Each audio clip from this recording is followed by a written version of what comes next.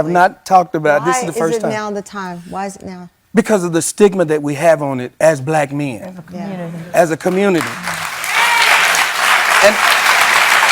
And quite honestly, I was embarrassed. You were embarrassed? I was embarrassed. I was ashamed because, you know, I'm David Mann. I make the world laugh. But once I started to see how much I could help people with my story of depression, because that is something that I wouldn't wish on my worst enemy. What did it feel like in those dark days? Like that, you know, and I want to say... if I could say this real quick, he looked unhappy. So I kept asking the question. So you saw it. You it's saw like the light. I could see that something was there, but I wouldn't have put that on it. I would have never said that about him. You would never thought it was depression? No, never. What did you think it was? I was just, you know how you just have a moment like you get tired, fatigued, because when we go and it's like so much. He's thinking of what's next when we're all asleep. He up thinking about what we about to do. So you thought maybe burnout? Yes, like tired.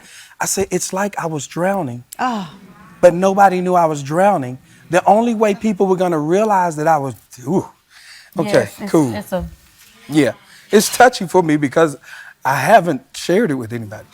I said, the only way people were going to realize that I was drowning is if I completely drowned. And I was like, wow. And I can't say anything to anybody because I got to make sure you're fixed. I got to make sure you're good. I got to make sure everybody's good. And it just hit me. And I was like, I need to see a therapist. But then I know the stigma for our neighborhood, you know, you don't need to go to no therapist. You ain't going up there and telling nobody your business. Well, especially when you are someone who leads with your faith, people say, well, pray about it. Yes. Yeah. And I did. That was, but that's and not I prayed and I prayed. And when I got up, I still felt miserable. Yeah.